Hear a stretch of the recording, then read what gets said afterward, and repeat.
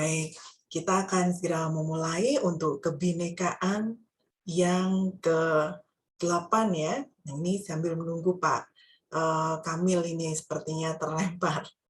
Ya, kita akan berdoa lebih dahulu sesuai dengan agama dan keyakinan kita masing-masing. Berdoa, mulai.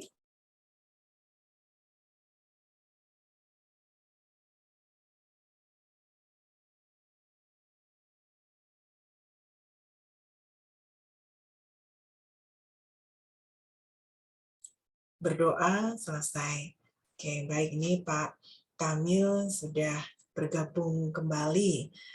Ya, kita masih menunggu ya.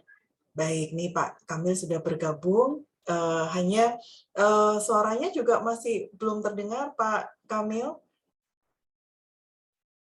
Ya, mungkin masih dari awal tadi ya, masih belum terdengar suaranya. Ya, semoga bisa terdengar kembali. Ya, hari ini kita akan pergi ke Pulau Madura ya. Ya, kita akan melintasi tadi jembatan Suramadu, kemudian sampai di Pamekasan, salah satu kota yang ada di Pulau Madura.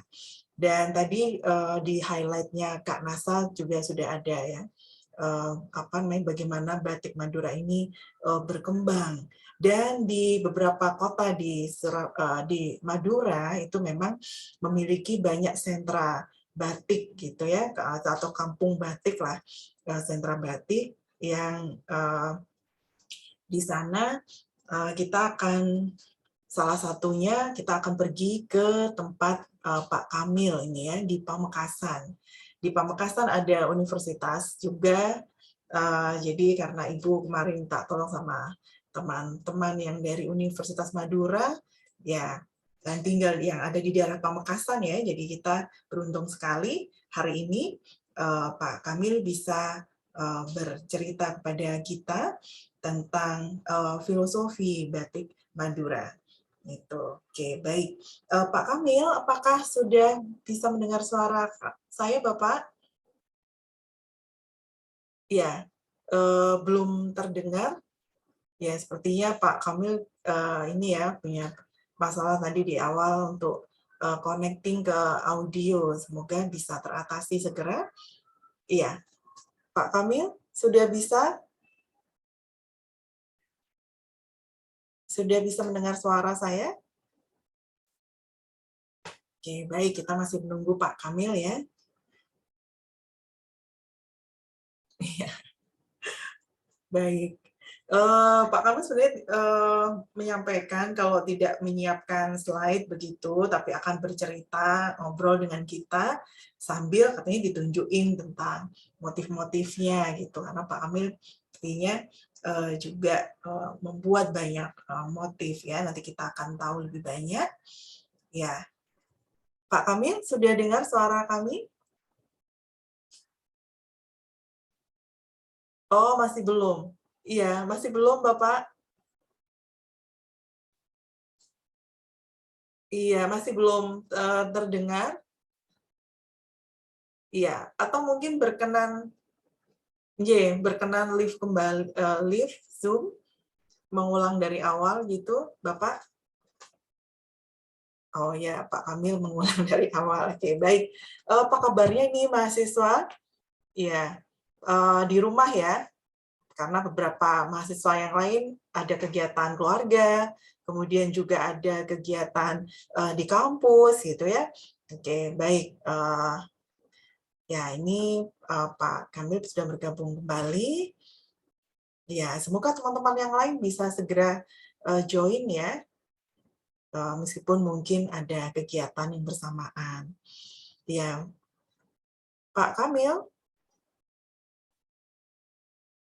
apakah suara kami sudah bisa dicoba Pak audionya? Suaranya Bapak belum terdengar.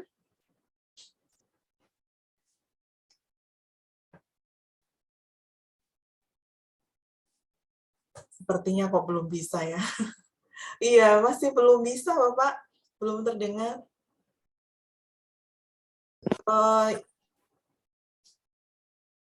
Iya, masih belum bisa. Tidak apa, kami tunggu. Mungkin kalau ada yang membantu di situ eh, bisa membantu cek audio sebenarnya ya. Ya, baik. Apakah ada yang hari ini sudah juga membawa kain batiknya nih, Handoko mungkin, Rosa, Reza, ada nggak nih? Ada yang bawa ya? Handoko mungkin? Nggak ada, Bu. Oh, nggak ada. Iya. Rosa, Rosa punya nggak di rumah kain batik? Sama Bu, saya di kos jadi nggak ada batik. Oh gitu ya, di kos ya. Oke, nggak apa-apa. Mungkin teman-teman yang lain ada di rumah, Reza? Ada nggak di situ motif batik apa namanya yang ada di Mungkin saya Kalimantan? cari dulu, Bu ya. Dicari dulu, jangan lama-lama ya. Nggak apa-apa nyari tapi balik lagi loh ya. Ini Pak Kamil sudah terdengar suaranya Pak. Gitu. Iya, iya, iya. Ya, baik. Kita mulai aja ya mendengarkan ceritanya Pak Kamil tentang Batik Madura. Mungkin aktivitasnya Pak Kamil juga dalam apa namanya setiap hari mungkin Bapak juga membuat batik ya Pak Kamil ya. Iya, iya. Di sini kita memproduksi sendiri di sini. Oh, luar Ya, biasa ya kita. iya, iya. Ya, monggo Pak Kamil mungkin bercerita tentang apa namanya ya UMKM ya atau sentra batik di mana Bapak ini bersama dengan para pengrajin batik Madura lainnya. Ye. Ah, ya. Silakan Pak Kamil. Begini. Itu yang pertama batik itu di Madura itu merupakan ya mulai dari nenek moyang kita, nenek moyang saya sendiri itu dari nenek ke bapak ke saudara-saudara terus diturunin ke saya sendiri. Nah, di sini batik Madura itu sendiri itu memiliki nilai seni tinggi setelah menjadi bagian kebudayaan menjadi kebudayaan yang ada di negara kita ini. Batik itu sendiri sebenarnya dari dulu sudah dikenal mendunia, nasional. Hampir setiap acara besar, bahkan itu hari-hari tertentu di Pamekasan ini sendiri itu wajib menggunakan istilahnya baju batik, ciri khas Pamekasan. Kalau di Pamekasan. Nah ini sebelum ke Pamekasan saya coba bahas sebentar, sedikit tentang batik yang ada di Madura dulu, sedikit ya. Nanti di situ kita ke Pamekasan atau ke tempat saya sendiri di sini. Nanti saya ceritakan satu persatu biar hanya adik-adik mahasiswa itu nanti mau mampir ke sini, mau main-main atau mau pelatihan, nanti bisa main-main sini enak. Ya, itu membatik itu sebenarnya itu sudah dikenal sudah beribu-ribu tahun dengan tata cara yang berbeda-beda. Dari zaman ke zaman itu berbeda, terus dari daerah ke daerah itu berbeda. Intinya itu sebenarnya membatik adalah membuat ragam hiasan pada kain putih. Ya, pada kain putih. Di sini pada kain putih yang yang ditulis melintang di selembar kain dengan hiasan metode melintang atau istilahnya itu merintang warna atau merintang tulisan gitu. caranya itu adalah menggambari kain dengan zat atau bahan yang disebut lilin. Kalau istilah bahasa Indonesia itu ada yang bilang lilin, kalau di sini disebut malam atau malan. Nah, zat itu atau bahan itu, malan itu bahannya tidak tembus cairan pencelup warna, tidak tembus. Lilin itu tidak tembus meskipun dikasih warna apa aja, warna merah, warna kuning, itu tidak bisa tembus. Setelah proses pencelupan selesai, zat lilin itu dirontokkan sehingga tampaklah motif batik yang terlindungi dari balik lilin tersebut. Contohnya ada yang seperti ini tadi, ini yang udah jadi, ya ini udah jadi. Nah, nanti saya contohkan lagi yang belum jadi, ini ada di sini. Ntar ya, dulu sebentar ya. Saya contohkan yang proses yang jadi dan sebelum jadi, saya ambil dulu.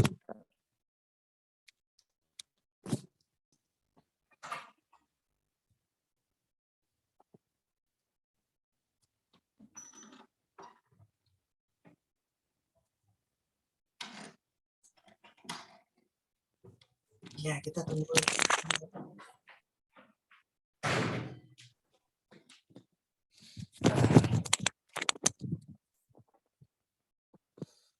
Di sini, di berbagai bagian Nusantara itu metode ini sudah berabad-abad dikenal. Namun itu menggunakan zat lilin. Zat lilin itu contohnya seperti ini. Nah, ini zat lilin. Ini ya. Ini namanya yang warna ini. Ya, ini warnanya lilin. Nah, lilin ya. Kalau istilah orang Madura di sini ada yang menyebut malam, ada yang menyebut malan. Nah, itu. Sebagian lilin itu dikasih warna. Ada yang dikasih warna yang dibubuhkan dengan canting. Ini tulisannya, ini bukan cat ya. Nah, ini bukan cat. Ini semuanya ditulis dengan canting tangan, ya, ditulis tangan semua. Tangan pakai canting kecil gitu. Nah, itu. Nah, secara garis besar itu batik itu secara garis besarnya itu batik itu digolongkan menjadi dua bagian pokok. Nah, itu ada batik pedalaman dan juga ada batik pesisir. Nah, batik pesisir itu sini ya contohnya batik pesisir ya seperti batik Madura itu batik pesisir ya. Batik pesisir itu adalah batik Madura. Batik kalau batik pedalaman itu contohnya seperti batik Jogja, batik Semarang, Indramayu dan sebagainya. Itu. Pada umumnya itu ya warna batik itu warna-warna batik pedalaman, warna-warna batik pedalaman itu nggak beda jauh, tidak beda jauh sama batik yang ada di pesisir.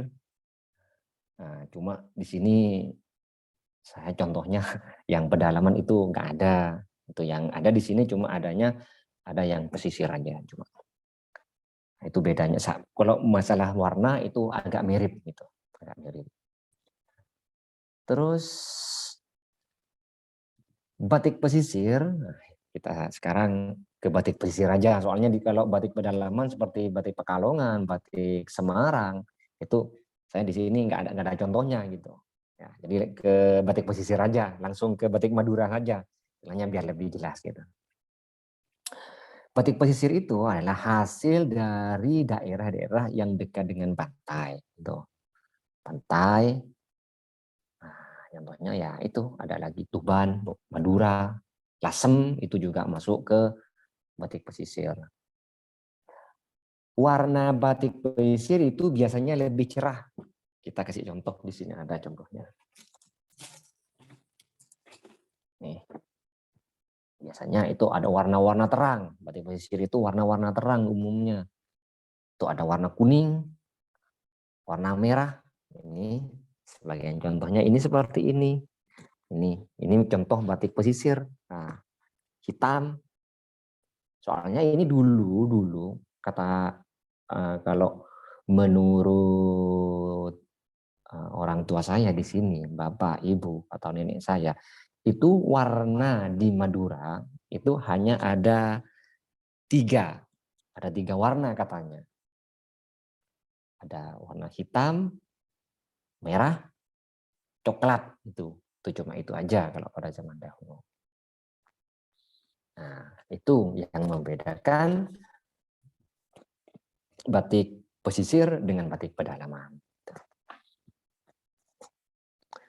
Batik Madura itu mulai dikenal kalau setahu saya itu batik Madura itu dikenal mulai abad 16 kalau tidak salah, abad 16 sampai abad 17. Ya, tuh. Dalam perjalanan sejarahnya itu batik Madura banyak dipengaruhi batik-batik dari luar. Maksudnya batik dari luar itu batik dari pedalaman. Contohnya dari Yogyakarta dan batik Solo. Adanya kesamaan batik Solo, batik Madura, batik pedalaman sama batik pesisir itu ada kesamaan motif. Kain batik dari Madura itu dan Jogja karena ada hubungan darah katanya. Kalau saya mendengar dari orang-orang tua kita itu karena ada hubungan darah antara raja-raja di pembesar-pembesar di Mataram dan pembesar-pembesar di Madura itu katanya seperti itu. Kalau yang dengar cerita-cerita dari sesepuh-sepuh kita di Madura itu seperti itu. Makanya motif pedalaman dan motif pesisir itu coraknya agak mirip gitu, agak mirip.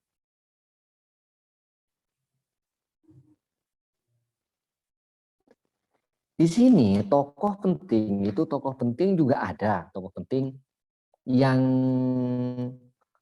berjasa. Itu tokoh penting ada juga yang berjasa dalam mengenalkan batik ke Madura. Itu kalau tidak salah Adipati Sumenep yang disebut kalau tidak salah namanya Wiraraja. Ya, Wiraraja, Adipati Sumenep Wiraraja. Itu tokoh penting yang dianggap paling berjasa dalam mengenalkan batik Madura. Selanjutnya, kini batik Madura itu mulai menemukan kejayaan berawal dari dengan diakuinya itu batik Madura. Awalnya kan tidak banyak mengenal, hanya lingkup di Madura saja yang mengenal. Nah, sejak pertambahan tahun ke tahun itu batik Madura menemukan kejayaannya. Itu berawal dari diakuinya batik Madura itu sebagai warisan budaya dari Indonesia. Itu.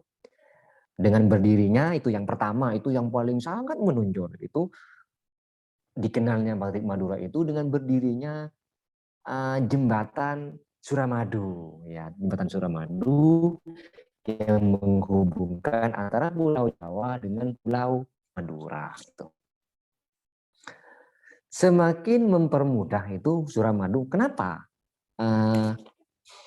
batik Madura itu mudah setelah Suramadu itu dibangun, mudah dikenal? Itu karena akses dari Madura ke Jawa itu lebih mudah dan lebih cepat. Dari Surabaya mau ke Madura itu tinggal hanya perjalanan ke 1 jam. Dari 2 jam paling lama dari Surabaya ke Pamekasan ke Sumeneb itu 2 jam. Itu sudah nyampe. Kalau dulu mungkin insya Allah sampai 5 jam atau 4 jam. Nah, makanya setelah pembangunan Suramadu itu batik yang ada di Madura itu lebih dikenal oleh orang-orang di sana gitu.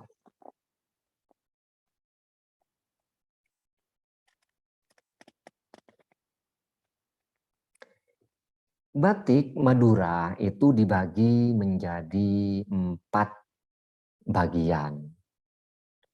Di Bangkalan itu juga ada sentranya, di Sampang itu meskipun baru membangun itu juga ada, di Pamekasan ada, di Sumeneb juga ada. Itu.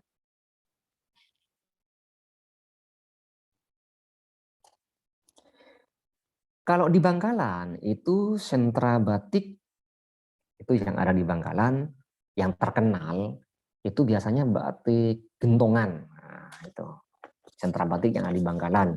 Itu batiknya yang terkenal itu dengan sebutan batik gentongan. Ya, tuh yang ada di Bangkalan. Kalau yang ada di Pamekasan itu sentra batik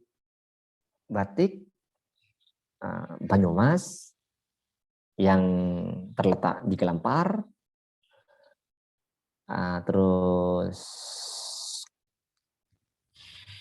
sentra batik Bedung, ya, Larangan Bedung, sentra batik Toronan, itu di Pamekasan banyak sentranya sekarang.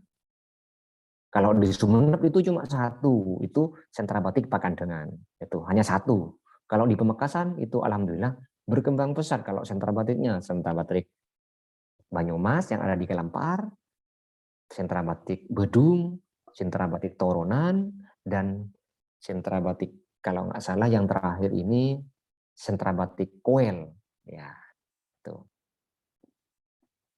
itu yang ada di Pamekasan. Nah ini kita lanjut ke ciri khas dan jenis motif batiknya yang ada di Madura.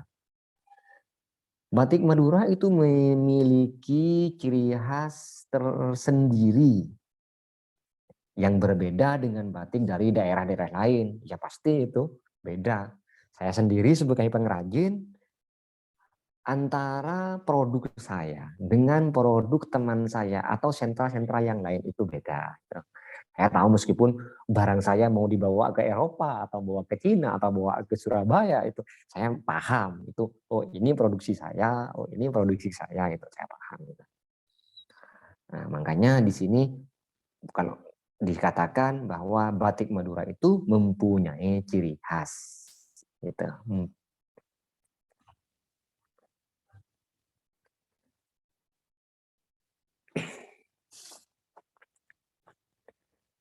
Umumnya kalau batik yang ada di Madura itu ciri khasnya mencolok, hitam, merah, kuning itu juga ada. Itu melambangkan, katanya melambangkan karakter dari orang Madura itu sendiri. Kenapa batik Madura itu warna-warnanya itu mencolok? Itu karena melambangkan karakter dari atau sifat dari orang Madura sendiri itu sendiri. Itu katanya sesepuh-sesepuh kita. Terus ada lagi ini batik Madura itu juga dikenal dengan motif yang lebih bebas, ya, tuh bebas. Maksudnya tidak ada pola seperti batik Pekalongan, batik Solo itu beda. Nah, itu motifnya itu bebas. Kalau motif bunga ya bunga, tidak ada. Biasanya kan kalau batik Pekalongan, batik Solo itu ada motifnya di kantongannya, kantong ada di sini, lengan ada di sini, itu sudah ada motifnya tersendiri itu. Terus batik Madura itu banyak yang bercorak titik-titik berwarna putih. Nah, ya ini saya contohnya juga ada corak yang titik-titik berwarna putih. Nah, ini. Nah, ini.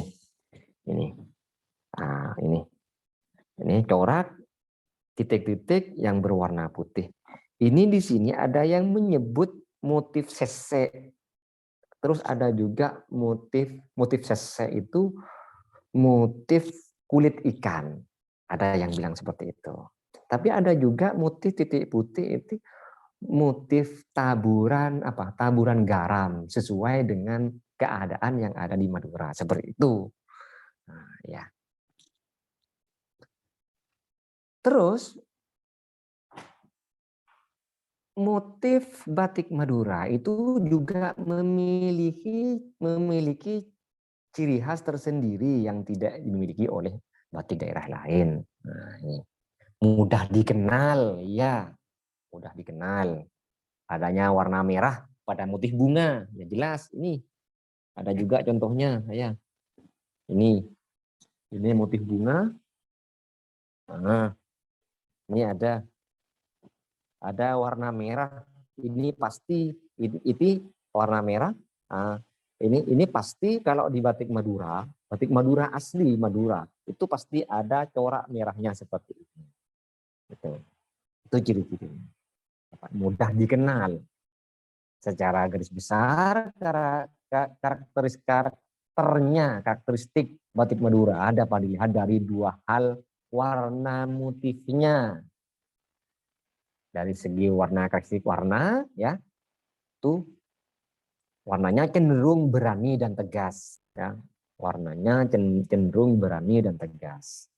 Seperti warna merah, ini seperti warna merah seperti ini.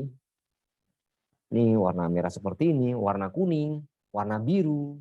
Kalau istilah bahasanya, soalnya kalau di Madura kan tidak ada warna hijau, yang ada warna biru katanya seperti itu. Ya, warna biru, merah, kuning, hijau, itu hitam, coklat. Kalau hijau itu sudah mengikuti perkembangan zaman. Itu kalau di Madura sendiri, warna yang asli itu warna coklat, merah, sama hitam aja. Warna yang digunakan memberikan kesan cerah serta menonjol, itu juga, ya, menonjol. Tuh. Terus warnanya itu dihasilkan dari pewarnaan. Itu kalau zaman dulu, zaman nenek saya, itu pewarnaan itu diambil dari alam. Contohnya dari akar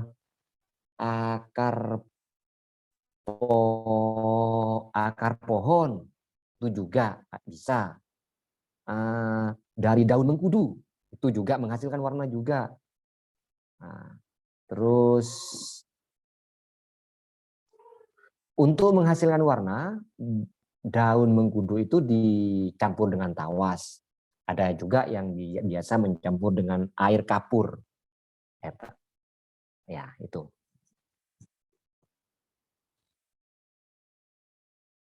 Efek terang dan gelap pada batik Madura itu dihasilkan itu melalui proses perendaman. Proses pencelupan itu ada. Nanti umpamanya para mahasiswa mau main-main ke sini, pengen tahu prosesnya, bisa main-main ke sini. Nanti saya kasih tahu di sini lengkap. Ada proses mulai dari proses tulis, proses pewarnaan, proses penculupan, dan proses akhir sampai jadi batik di sini ada. Terus selanjutnya, motif batik merupakan bagian kritikal dari proses pembuatan batik yang dibuat oleh pembatiknya itu sendiri melalui goresan canting.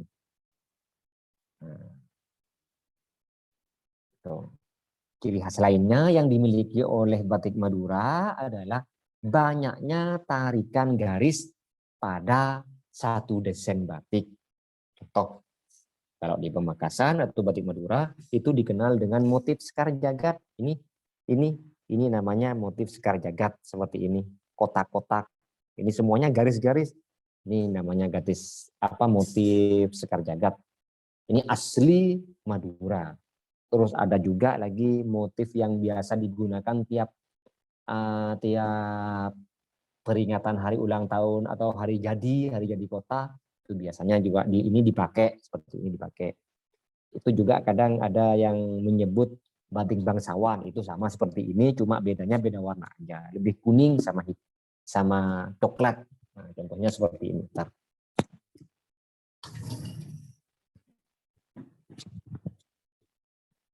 Nah, ini batik, saya kenalkan batik yang biasa digunakan pada hari-hari besar di Pamekasan. Ini. Kalau hari jadi Pamekasan ini pakai seperti ini. Ini kalau perempuan buat sarung, kalau laki-laki itu bajunya baju atas pakai bangsawan, terus ininya pakai bahan bludru sama topi, terus ini pakai sarung, dibuat sarung. Itu kalau itu buat laki-laki. Kalau perempuan sama juga. Ada yang dibuat cewek, itu dibuat cewek biasanya.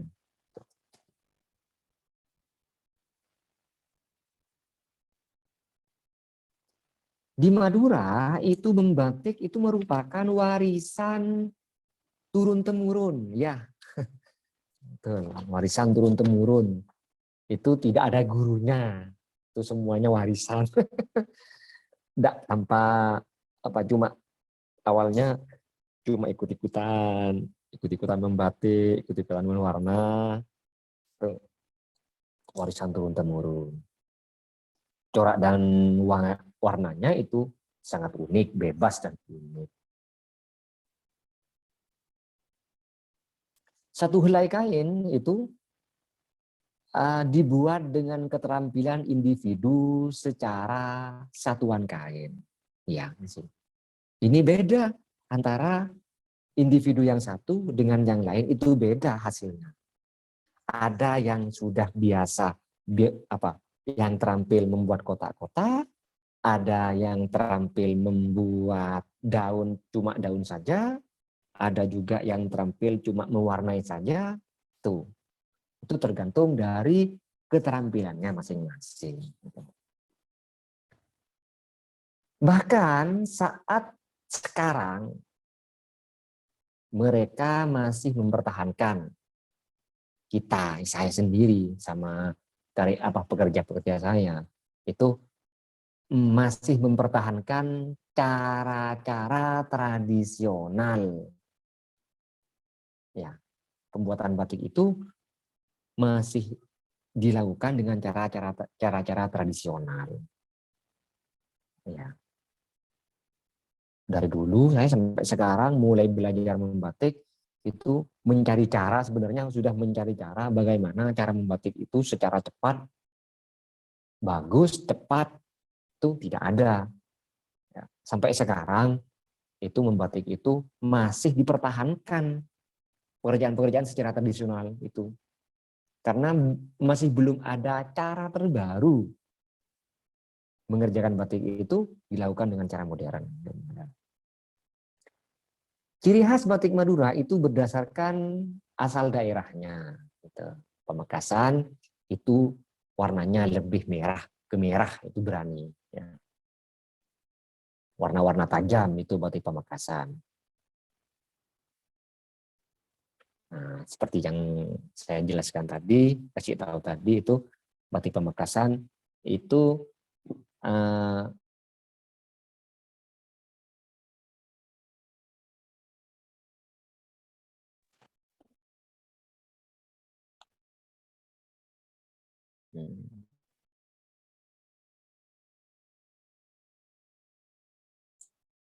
ya.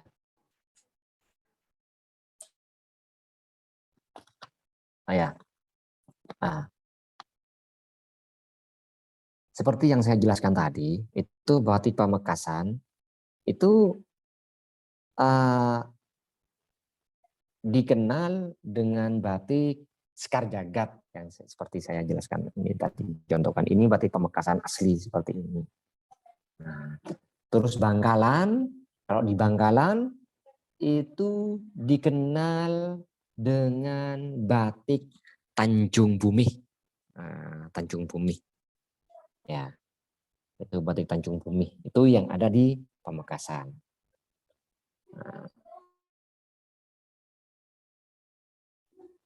Nah, terus kalau di Bangkalan, itu yang di Bangkalan batik Tanjung Bumi yang dikenal dengan batik gentongan. Nah, itu kalau batik gentongan itu biasanya sampai paling cepat 2 bulan, 3 bulan, ada yang sampai 1 tahun, itu prosesnya.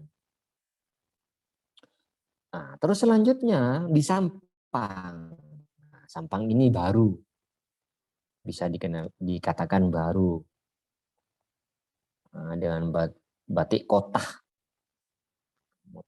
itu khas Madura. Sampang, nah, itu motifnya biasanya itu flora dan fauna saja, hewan sama tumbuhan, itu di Sampang.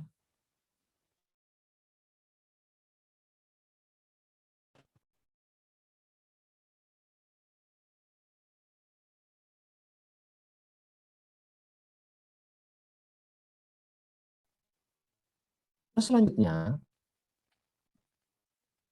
Sumeneb, kita ke Sumeneb. Kalau Sampang itu tadi dikenal apa motifnya, motif fauna atau flora fauna, hewan sama tumbuhan yang dikenal dengan batik kotah. Tuh. Kalau Sumeneb itu batik Pakandangan, itu sentra batiknya di Pakandangan. Itu satu warna saja, bernuansa cerah juga, ya sama dengan Pamekasan, cuma warnanya satu warna kalau di Sumeneb. Batik Madura di sini juga memiliki yang disebut batik guri. Nah, ini batik guri, tuh batik guri. Batik guri melewati 3 kali proses. Kalau batik guri 3 kali proses. Itu proses pertama, proses penulisan seperti ini. Ya, proses pertama dari putih ke kain merah. Terus yang kedua ini dari putih ke ini proses pertama. Terus proses kedua ini setengah jadi. Ini proses kedua, ini proses guri, ini proses kedua setengah jadi. Terus yang ketiga ini hampir jadi, 75% jadi. Seperti ini. Ini 70% jadi, ya. 70% jadi. Ini yang disebut batik guri. Nah.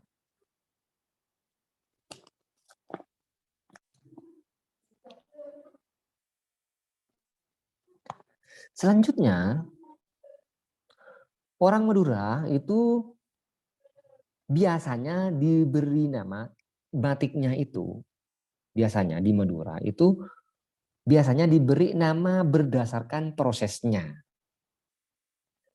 Kalau proses pertama ini disebut birunan. Kalau istilah orang Madura ini birunan. Ini proses pertama. Ini namanya proses birunan. Ini proses jadi pertama. Ini proses birunan. Kalau istilah orang Madura. Nah, kalau yang sudah 3 kali jadi, 3 kali proses itu namanya batik guri. Ini seperti ini. Ini namanya batik guri. Ini 3 kali proses. Pertama ini, terus yang kedua ini, jadi ini, terus ditulis lagi, jadi ini. Nah, terus ditulis lagi, nanti diwarnai lagi, nanti jadi seperti ini. Motif-motif di Madura itu juga mengalami pengaruh corak dari negara lain, ya. Dengan adanya perkembangan zaman, dengan kemajuan zaman, itu mengalami pengaruh corak dari negara lain.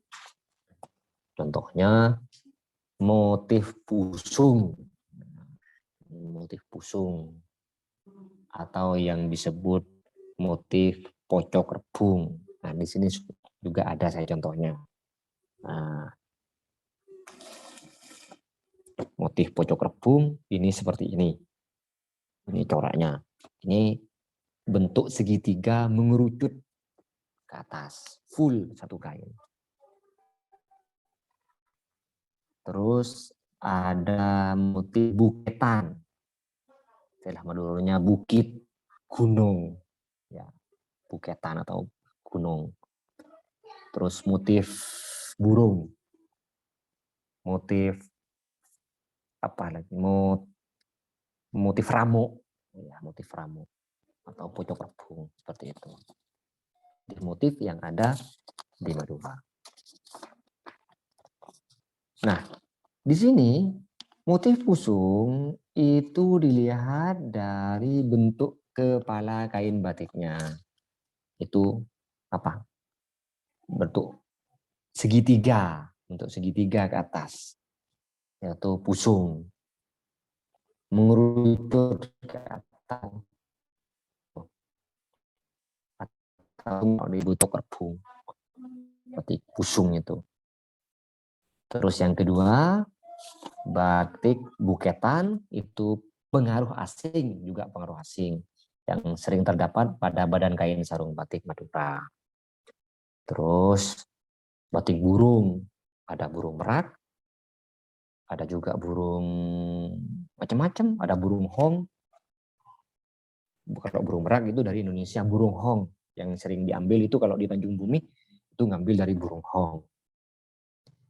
Nah, terus yang ketiga itu dari motif bunga seruni. Bunga seruni itu muncul dalam batik pesisir bunga seruni. Motif bunga seruni itu pengaruh dari Cina sebenarnya ya. Nah, kita kembali ke depan, batik gentongan Tanjung Bumi. Nah, ini kembali ke situ. Cirinya itu memiliki warna yang cerah. Gentongan memiliki ciri khas yang cerah. Kembang-kembang motifnya. Terus burung merak. Itu proses jadinya ada yang 3 bulan, 4 bulan, 5 bulan, 6 bulan. Kalau proses kalau motif gentongan ada yang sampai 1 tahun. Itu tergantung kesulitan. Terus masalah harga itu tergantung dari proses jadinya. Kalau harga dari proses batik gentongan itu tergantung dari proses harganya. Kalau prosesnya lama, ya harganya semakin mahal. Prosesnya rumit, itu harganya juga semakin mahal. Seperti itu. Nah, terus selanjutnya, kemahiran membatik masyarakat di Bangkalan atau di Tobiru istilahnya. Itu kalau tidak salah sekitar abad 17 sama dengan yang ada ke Madura. Itu mempunyai makna filosofi yang luar biasa di samping pembuatannya yang cukup sulit dan unik. Itu batik Tanjung Bumi menggambarkan kehidupan keberanian masyarakat yang ada di Madura itu.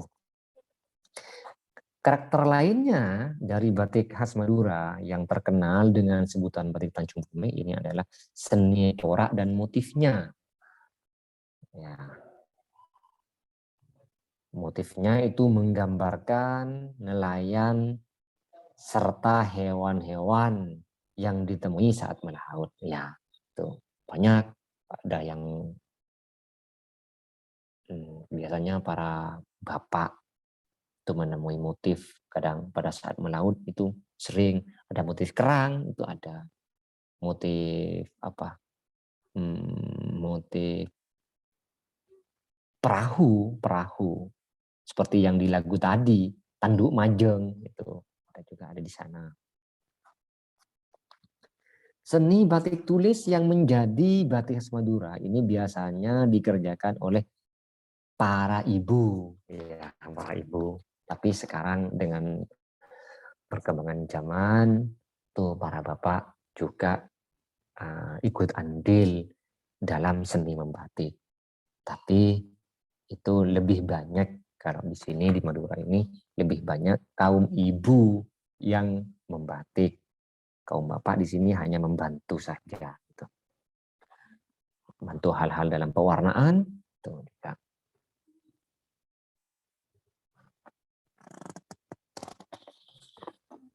terus selanjutnya motif lain yang dikenal dari batik gentongan adalah motif tongkentong. Nah itu motif tongkentong itu kalau istilah orang Madura, kentong itu alat untuk alat untuk mengambil nasi dari tempatnya itu, apa namanya? Itu tong-jentong namanya. Itu motif tong-jentong. Itu dari dulu terkenal, motif tong-jentong. Menyendok nasi itu yang besar untuk menaruh nasi ke piring, nah itu namanya tong-jentong. Jentong itu ngambil dari situ motifnya. Itu batik dengan motif ini biasanya dijadikan pemberian mempelai pria kepada mempelai wanita yang memaknai sebagai simbol jaminan kehidupan untuk istri. Itu biasanya kalau orang mau nikah, itu pesan langsung minta yang motif tong-jentong itu buat lamaran itu biasanya. Kalau di sini itu biasanya dibuat lamaran. Awalnya itu para istri penduduk Tanjung Bumi itu membuat batik untuk mengisi waktu luang sambil menunggu suami pulang dari melaut. Tuh. Di Tanjung Bumi itu sendiri, itu kalau tidak salah ada sekitar 900 pengrajin batik. Ada remaja, ada anak-anak juga ada yang sudah mahir di situ. Ya di Pamekasan juga seperti itu. Juga sama, ada remaja, anak-anak, terus dewasa itu juga ada yang mahir, yang sudah sangat mahir membatik. Selain yang sudah disebut di atas, batik gentongan itu memiliki bermacam-macam motif khas lainnya yang berkembang di Madura. Pokoknya motif-motif yang menggambarkan karakteristik demografis, terus adat istiadat, tradisi masyarakat. Itu sekarang sudah ditonjolkan semua sama orang Madura. Contohnya motif carcinah, itu ada juga motif carcinah yang ada di Madura. Itu pengaruh warna itu, motif itu pengaruh dari Cina. Motif lainnya itu Sigmalaya, Napaser itu, Panji Skreng, Panji Tongkol itu juga, Langkeleng. Langkeleng itu mirip tali tambang perahu, itu Langkeleng. Itu dijadikan motif, tapi di sini kayaknya sudah habis ini motif Langkeleng. Nah, yang terakhir, batik Madura itu adalah salah satu produk kebanggaan masyarakat Madura. Itu yang terakhir. Itu kebanggaan masyarakat Madura. Tentunya selain ada kebudayaan lain seperti kerapan sapi, itu batik Madura itu menjadi kebanggaan masyarakat Madura. Karena keindahan dan warnanya itu bernilai seni dan bercita rasa tinggi, seperti halnya batik dari daerah-daerah lain yang memiliki ciri khas masing-masing, seperti itu.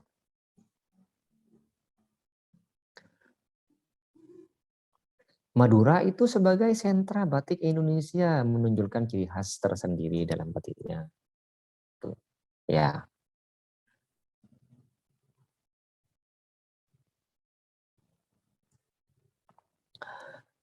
Agar tercipta kain batik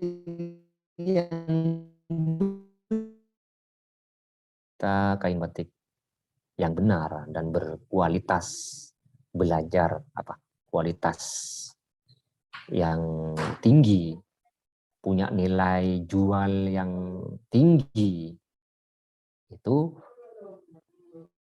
cara belajar, cara membuat batik pun itu membutuhkan waktu yang membutuhkan waktu yang tidak sedikit. Itu cara agar kita itu mendapatkan batik yang berkualitas tinggi. Itu kita membutuhkan waktu yang tidak sedikit, bahkan membutuhkan sampai 1 tahun. juga. Nah, agar benar-benar bagaimana proses membatik yang benar itu tidak meninggalkan motif yang telah menjadi turun-temurun. Makanya itu tidak asal membatik saja. Tuh kita harus betul-betul belajar, terus harus tahu filosofinya. Kita membuat batik ini, oh filosofinya ini seperti ini. Oh ini temanya seperti ini. Oh saya buat batik seperti ini karakternya apa, temanya apa, seperti itu. Itu harus tahu, harus paham. Makanya harus membutuhkan waktu yang tidak sedikit atau tidak sebentar. Nah, sedikit tips dari kita di sini sebagai pembatik. Maaf, ini terakhir sebagai tip. Kalau membeli batik Madura, makanya atau membeli batik Madura, harus bisa membedakan mana yang batik tulis dan mana yang batik cap. Karena di sini itu banyak macamnya sendiri. Di Pamekasan itu sendiri itu banyak sekali macamnya. Ada batik caplis. Caplis itu batik cap yang digabung sama tulis. Ya, batik cap yang digabung sama tulis itu disebut caplis. Terus ada juga batik cap. Ada juga batik printing. Biasanya batik caplis itu batik printing yang ditulis. Batik printing tapi di Madura itu diproses lagi jadi tulis, jadi caplis. Itu untuk membeli batik itu sebenarnya harus betul-betul paham gitu. Harus bisa membedakan mana yang tulis betul-betul tulis dan mana yang betul-betul cap. Itu harus bisa.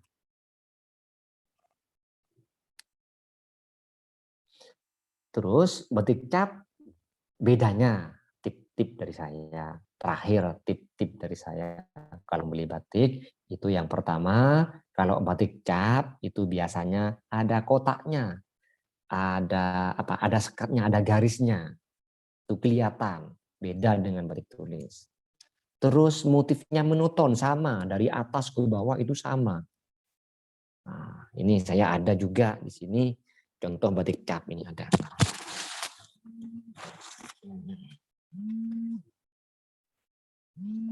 Ini contoh batik cap. Ini seperti ini.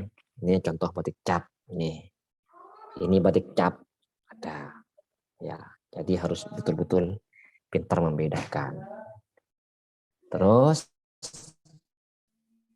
biasanya ada jahitan di pinggir itu ada jahitan. Kalau batik cap. Terus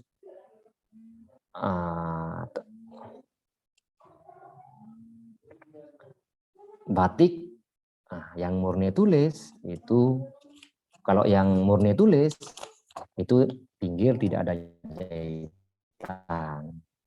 Terus tidak monoton dari motif ke motif itu biasanya beda seperti itu. Itu sebagian tip cara memilih batik tulis atau cara membedakan batik tulis dengan batik cap. Itu.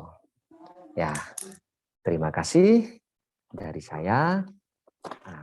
Kurang lebihnya mohon maaf. Umpamanya dari adik-adik mahasiswa nanti mau berkunjung ke tempat kami, mau praktek atau mau lihat-lihat, silahkan. Ya, terima kasih. Assalamualaikum warahmatullahi taala wabarakatuh. Baik, terima kasih Pak Kamil. Waalaikumsalam.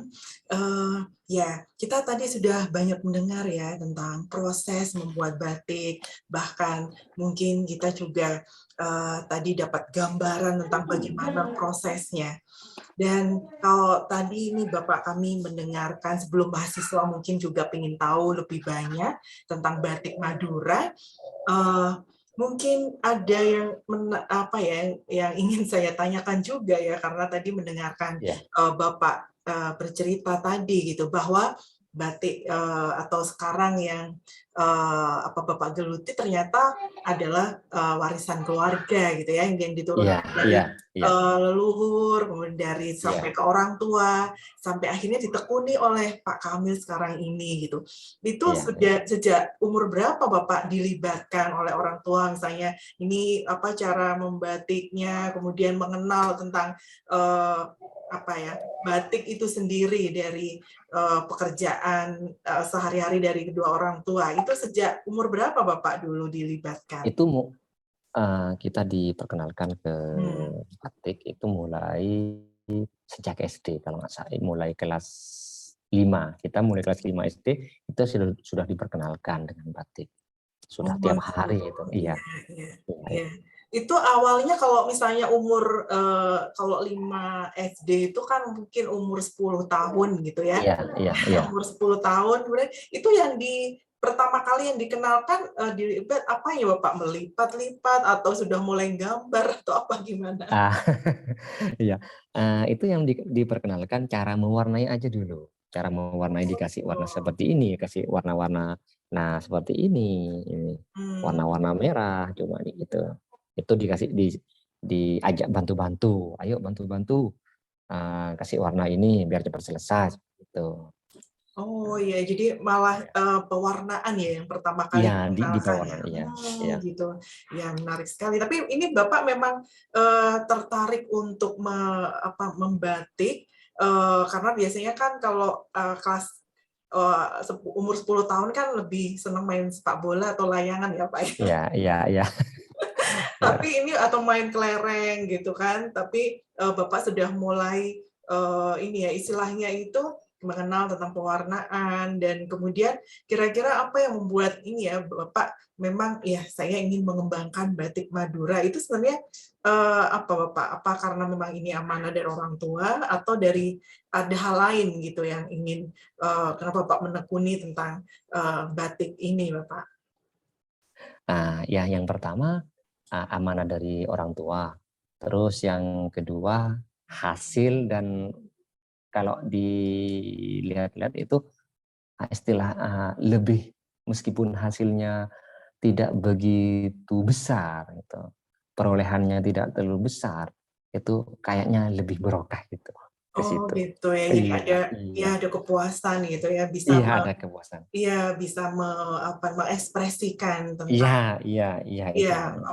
jiwa seni itu. Ini saya juga tertarik ini. Saya ini kan pakai batik Madura betul ya Pak ya? Saya motifnya batik Madura. Iya. Baju lama saya. Saya cari lagi kayaknya ini deh yang dari Madura. Kira-kira kalau ini kan warna itu ya Pak ya, tumbuhan ya. Berarti ini dari Sumenep ya, Pamekasan ya yang tadi. Pamekasan juga sama. Sama gitu. juga. Ya. Saya lupa juga ini waktu belinya di mana gitu, pas di kota apa gitu.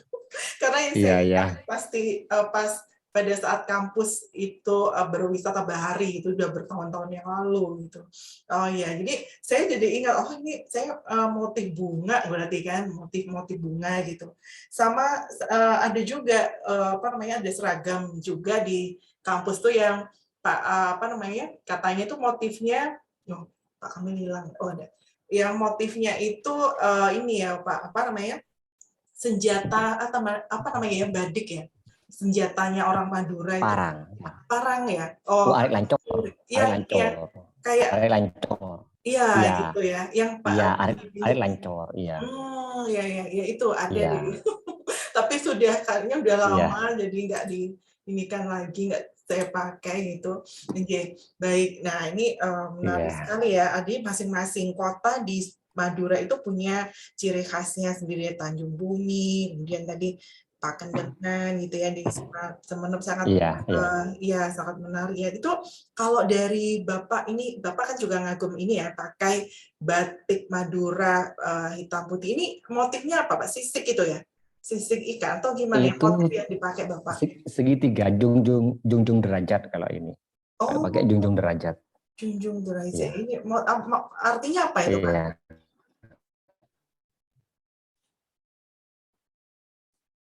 Ya, koneksi ya. Iya. Baik. Ya, semoga Pak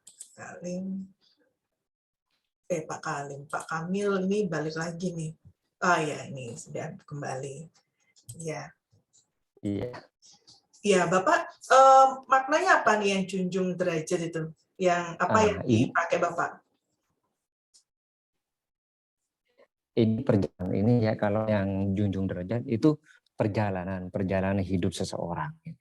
Ini perjalanannya ada naik turun ya, itu maknanya.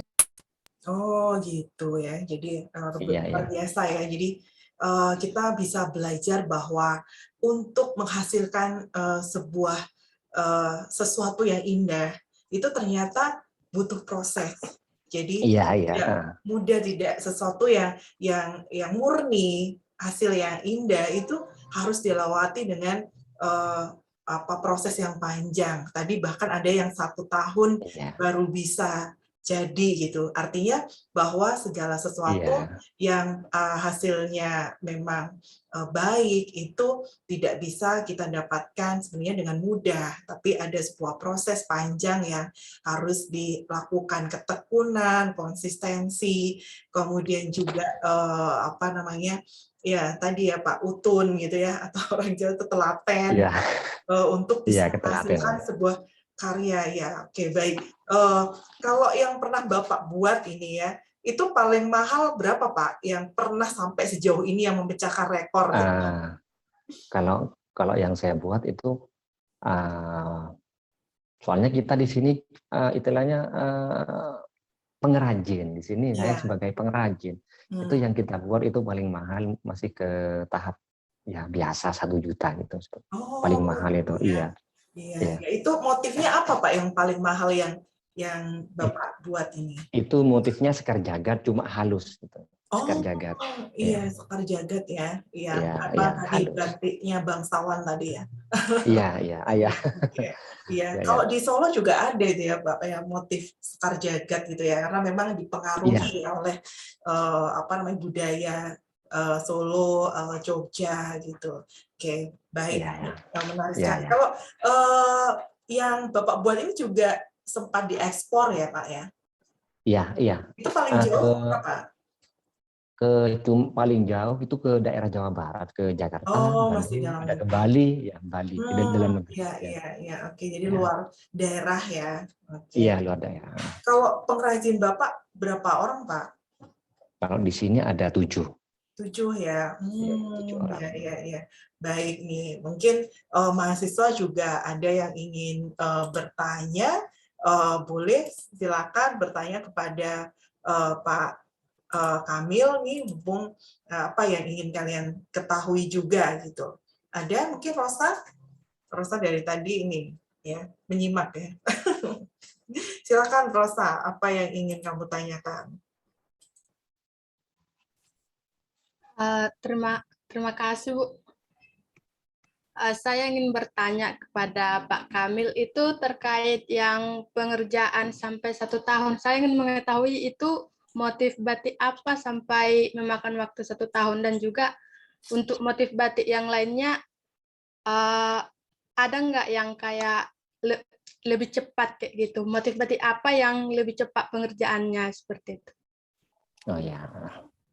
Kalau yang motif sampai 1 tahun itu dari proses ngebatiknya. Soalnya kenapa sampai 1 tahun?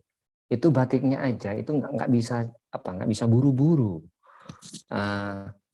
Kadang cuma ngerjakan tingkat kerumitan. Soalnya tidak boleh pecah, tidak boleh acak-acakan. Motif sekar jagad itu kan ada motif sekar jagad itu banyak macamnya. Itu ada yang halus, ada yang biasa, ada yang kasar. Dan kalau yang halus itu bisa dikerjakan sampai 1 tahun. Tuh. Karena kadang ngerjakan 5 cm harus berhenti, capek sebentar harus berhenti, capek sebentar harus berhenti gitu. Harus betul-betul fokus. Kalau nggak fokus sedikit itu rusak. Jadi terus mempengaruhi harga jual dan jadinya nanti kurang bagus juga gitu. Seperti itu. Kalau yang cepat itu biasanya 1 minggu itu selesai udah jadi batik yang 1 minggu. Itu biasanya batik-batik kosong seperti ya itu proses yang disebutkan tadi, birunan, batik birunan itu proses pertama. Batik warna sudah selesai itu. Itu yang langsung jadi gitu. Itu cepat itu. Paling lama 1 minggu itu sudah selesai gitu. Satu batik ya seperti itu. Iya, ternyata prosesnya Rosa yang bikin panjang. Jadi Iya. motifnya ya Pak. Ah, Motifnya banyak, iya, Sekar Jagad itu memang beraneka macam ya, motifnya itu sangat banyak gitu. Jadi prosesnya butuh lama dan itu tadi ternyata tidak boleh pecah gitu ya. Harus iya, konsentrasi.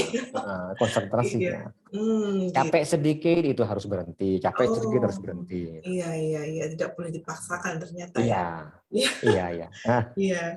Gitu ternyata. Gimana Rosa? Sudah tahu ya ternyata ya. Iya, Bu. Terima kasih, Pak Kamil. ya sama-sama. Ya, baik, terima kasih Rosa. Ya, mungkin yang lainnya siapa lagi yang ingin bertanya? Mohon maaf, Bu Nasa. Desi. Iya. Silakan Nasa Iya. bertanya. Assalamualaikum Pak Kamil. Ya, waalaikumsalam. Sebelumnya, nama saya Nasa Yulindasari. Saya perwakilan dari mahasiswa Administrasi Publik Universitas Hangtua Surabaya. Di sini saya izin bertanya. Motif batik yang ada di Madura ini kan sangat banyak ya Pak ya.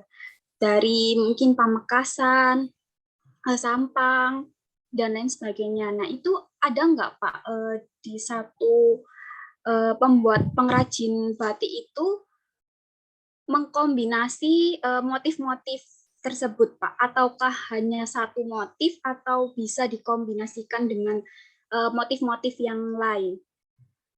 Gitu Pak. Terima kasih. Iya, ya. Kalau motif itu bisa dikombinasikan, tergantung pengrajinnya, tergantung batiknya. Umpamanya batik Sekar Jagad itu kita mengkombinasikan atau membatik itu tergantung permintaan pasar. Kalau permintaan pasar, batik ini sudah mulai kurang peminat, kita kombinasikan dengan motif Jawa, motif Sampang, motif Bangkalan gitu, motif Sumeneb, kita bisa kombinasikan, itu bisa ya, seperti itu. Pokoknya tergantung permintaan seperti itu. Tergantung permintaan. Kalau permintaan ya tetap yang seperti yang apa? Saya buatkan batik Pamekasan, yang Sekar Jagad, ya kita buatkan. Umpamanya permintaan Sekar Jagad kurang, ya kita buat yang berkombinasi. Oh, saya buatkan ini Pak, buatkan motif yang ada corak Sampangnya, yang ada corak Pamekasan, yang ada corak Bangkalan, kita buatkan seperti itu. Tergantung pengrajinnya gitu.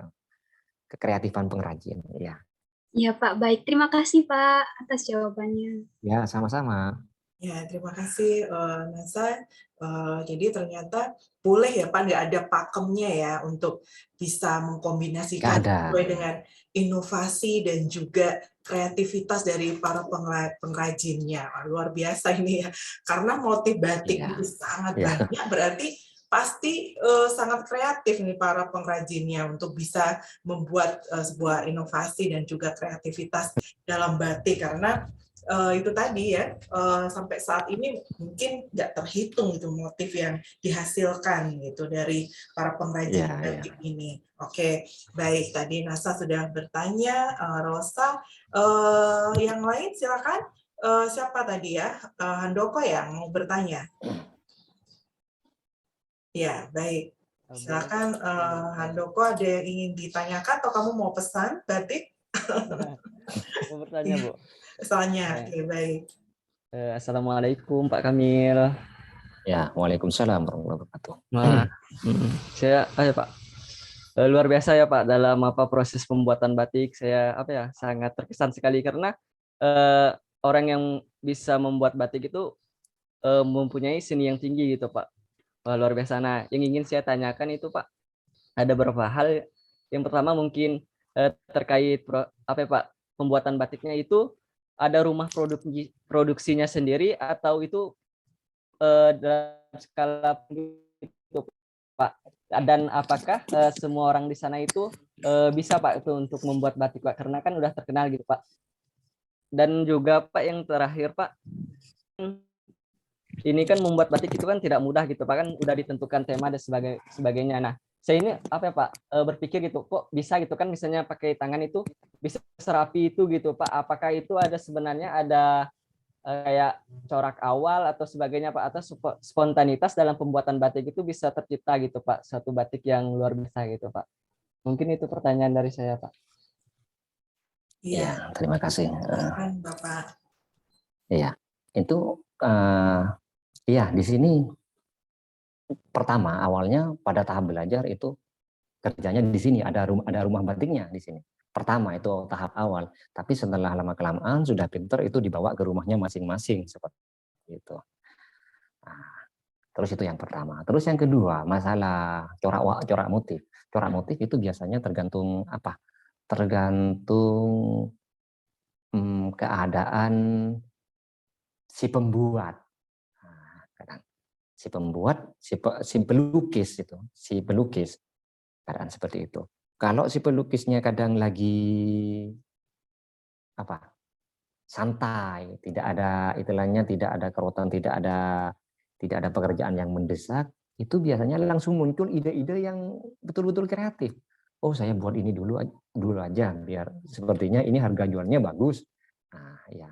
Itu langsung spontanitas keluar dari itu, dari idenya keluar dari pikirannya si penulisnya seperti itu. Kadang lihat orang lewat pakai sarung, pakai baju, oh kayaknya itu bagus motif. Kita langsung pulang ke rumah, langsung ditulis di rumah seperti itu. Ya, seperti itu. Jadi spontanitas itu. Tidak ada istilahnya, tidak membuat sketsa dulu, tidak ada. Itu langsung spontanitas ditulis saja seperti itu.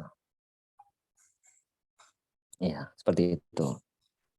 Ya, ternyata ini ya, apa namanya, terinspirasi dari mana aja ternyata. Iya, iya.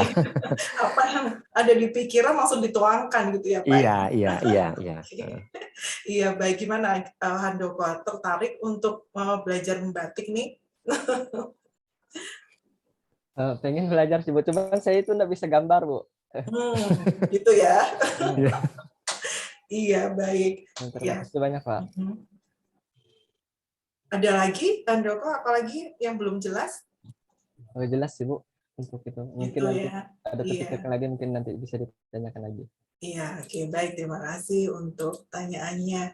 Jadi ternyata ini ya Pak, ya apa namanya, tadi inspirasi bisa dari mana aja. Terus ini Bapak tadi kan waktu umur 10 tahun itu boleh mewarnai. Kalau mulai belajar batiknya umur berapa Pak? Kalau salah-salah gimana cara menghapus? Atau misalnya waduh ini dibuang, atau misalnya udah ini nggak usah atau gimana nih kalau salah gitu, karena kan masih belajaran gitu kan. Itu umur berapa nih Bapak belajar batiknya? Kalau belajar batiknya, belajar nulis itu kelas 6 SD, kelas 5, kelas 6 itu sebenarnya sudah belajar, tapi cuma lebih fokus ke mewarnai gitu. Kalau salah, namanya nulis salah, itu kita belajarnya itu buat sapu tangan dulu, kain-kain kecil dulu seperti itu. Ya? Kalau iya. Nggak rugi. Iya. Oh, jadi kalau langsung sapu tangan. Oh, iya. Kalau langsung ke yang besar kan, kalau salah nanti repot. Tak cara ngapusnya kan harus pakai air panas kan cara ngapusnya itu. Jadi memang sebenarnya bisa dihapus tapi lebih sulit ya. Jadi medianya akhirnya sapu tangan, serbet gitu. Iya. Iya, oke. Jadi memang jadi kita belajar mulai dari hal yang kecil dulu gitu. Jadi untuk membuat sebuah yang besar ya kita harus mulai dari hal yang kecil, baru kemudian setelah kita terampil kita boleh ke kain yang lebar tadi gitu. Nah, akhirnya menjadi mahir. Jadi ya itu ternyata kita bisa belajar banyak hal tentang hal ini. Ya, kalau tadi Bapak sempat menyebutkan bahwa filosofi orang Madura dengan pilihan motif dan warna itu menunjukkan bahwa karakter orang Madura ini berani gitu. Karena motifnya dari kehidupan sehari-hari ya. Tapi saya tadi menangkap filosofinya adalah masyarakat Madura itu masyarakat yang berani atau menunjukkan sebuah keberanian. Mungkin ada lagi yang lain, Pak, yang apa namanya menggambarkan tentang sebuah filosofi hidup dari masyarakat Madura ini, apalagi lainnya gitu, Pak Kamil. Ya, kalau yang saya tahu mulai dari dulu ya cuma itu dari warna sama bentuknya, ya itu hanya karakternya saja, dari karakter saja. Karena karakternya ya katanya karakternya berani aja, cuma seperti itu. Oh gitu. Iya. Tapi itu sudah menggambarkan banyak hal ya, Pak ya. Iya. Iya. Ya saya Oke, juga baik. katanya Itu, seperti iya. baik, JNJ. Yang lain mungkin ya ada apa namanya yang ingin diketahui dari batik Madura, boleh mungkin Tria. Ya, Tria di mana ini, Tria? Di rumah atau di jalan? Tria? Iya, Bu. Iya, di mana kamu, Nak? Lagi kerja, Bu. Oh, kerja. Oke, baik. Mungkin ada yang mau ditanyakan ke Pak Kamil ini?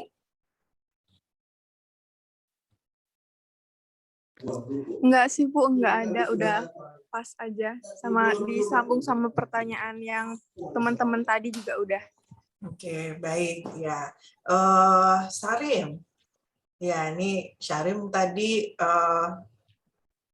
ada yang ini ya, Liv ya tadi ya, mungkin siapa tadi, Reza ya. Reza katanya mau nunjukin batik juga nih. Sarim? Ya, Bu. Ada yang ditanyakan? Mungkin belum ada, Ibu. Oke, iya. Ya, baik. Sarim belum ada. Ini kamu di mana nih? Lagi di luar, Bu. Lagi ada acara, Bu. Oh iya, oke, baik. Ya, tinggal Fatia. Mungkin Fatia dia mau ditanyakan? Atau kamu mau menunjukkan sesuatu pada kita, batik apa Medan gitu, ada nggak? Ya, Fatia ada di situ? Ya, Fatia masih meninggalkan laptop ya. Oke, baik. Mungkin ada lagi yang lain yang kita banyak belajar ya dari apa namanya Pak Kamil hari ini, dan juga sedikit banyak mendapatkan gambaran tentang aktivitas atau bagaimana proses sebuah karya seni itu dihasilkan, gitu ya. Kenapa bisa sangat panjang, apa sebenarnya yang dibutuhkan. Nah, itu mungkin akan menjadi inspirasi buat kita, dan sekaligus itu menjadi sebuah ya kebanggaan kita sebagai bangsa Indonesia yang memiliki kekayaan budaya, khususnya salah satunya kita hari ini belajar tentang batik Madura ya, di mana Pak Kamil ini mengembangkan batik yang ada di kota Pamekasan.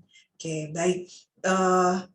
Pak Kamil, mungkin kalau boleh tahu apa nama sentra batiknya Pak Kamil ini apa namanya, masih mute ya Pak Kamil ya.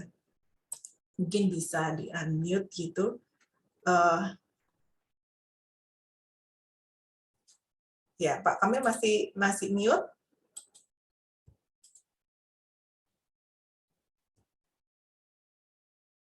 Ya, masih belum terdengar suaranya karena ini masih mute ya Pak Kamil ya.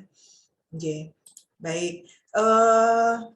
Fatia mungkin sudah kembali? Oh, Pak Kamil keluar rumah. Iya, baik, kita akan akhiri aja ya, karena Pak Kamil ini juga mungkin ada aktivitas. Tapi kita foto dulu ya. Ya, kita foto dulu. Bisa menyalakan membuka videonya, mungkin yang bisa untuk kita dokumentasikan. Ya, ada. Oke. Yang lain, ini Syarim, Fitri, Tria. Ya, Tria ada di rumah ya. Oke, baik. Apa namanya? Fatia dan Fitri. Fitri meskipun tempat kerja. Oh, kamu sudah memberi ibu. kayak mau aja cepetan Bu. Itu ya. Baiklah. baiklah, kita akan foto dengan memberikan cinta untuk Indonesia, cinta untuk batik Indonesia. Oke, 1, 2, 3. Iya, oke, baik, terima kasih. Oh, kita ulang ya. Resa, ulang Resa. Kamu kok. 1, 2, 3. Iya. Baik, ya Fitri nggak bisa on kamera ya. Oke, baik. Resa, sudah ketemu batiknya? Saya ada batik tapi bingung filosofinya itu apa, Bu? Itu batik apa nih? Batik dari Kalimantan. Kalimantan. Oh, gitu. Coba lihat ya. Nggak Bentar, apa-apa, Bu, ya. nanti Ibu cari.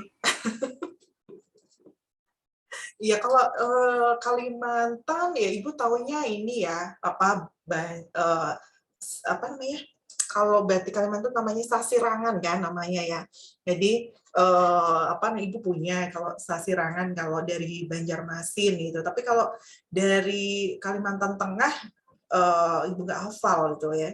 Karena khas banget kalau misalnya itu sasirangan gitu udah tahu itu. Oh iya, sasirangan ya. Iya, oke, bagus. Itu kemeja ya, Reza?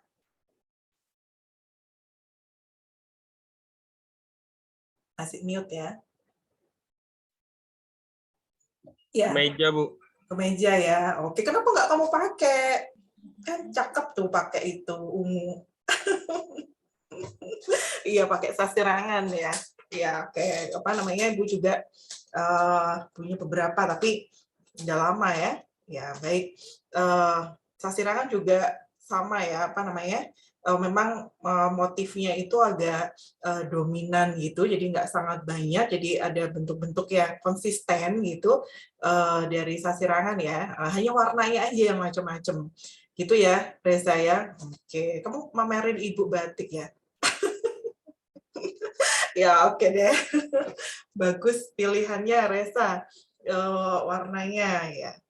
Nah, itu kalau apa namanya batik ini nggak pernah salah, nggak pernah saltum ya. Dia mau pakai jeans, mau pakai apa aja dengan segala suasana, dia oke aja. Oke, baik.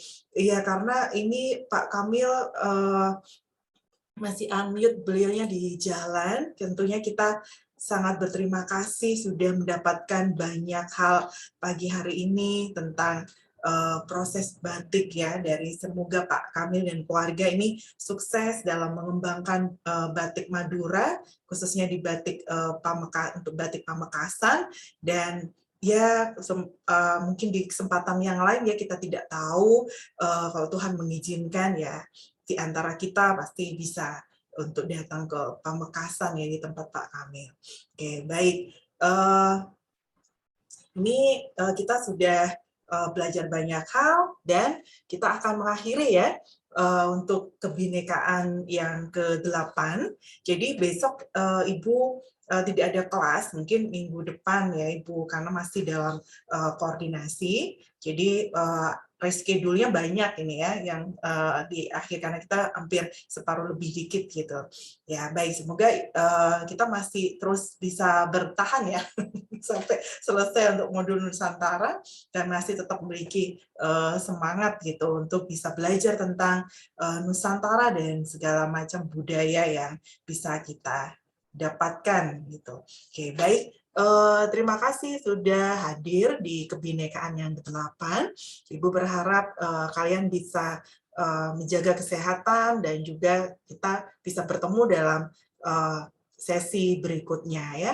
Jadi kalian bisa melanjutkan aktivitas Bali di akhir minggu ini. Terima kasih. Mungkin Ibu akhiri. Terima kasih Pak Kamil. Salam buat keluarga. Hati-hati di jalan. Tadi sepertinya naik motor ya. Mohon maaf gitu. Mungkin ada salah kata kami atau mungkin hal-hal yang kurang berkenan nih. Tapi terima kasih Bapak sibuk masih bisa hadir di kelas kami. Baik, terima kasih Ibu akhiri. Selamat siang. Wassalamualaikum warahmatullahi wabarakatuh. Iya, kita terakhir ini salam ragam Nusantara ya. Ya, kita mulai ya. Kalau Ibu kangen deh soalnya. Baik, salam ragam Nusantara ya. 1, 2, 3. Salam ragam Nusantara. Oke, kita sudah membagikan cinta untuk Indonesia. Kita ketemu lagi ya minggu depan. Terima kasih.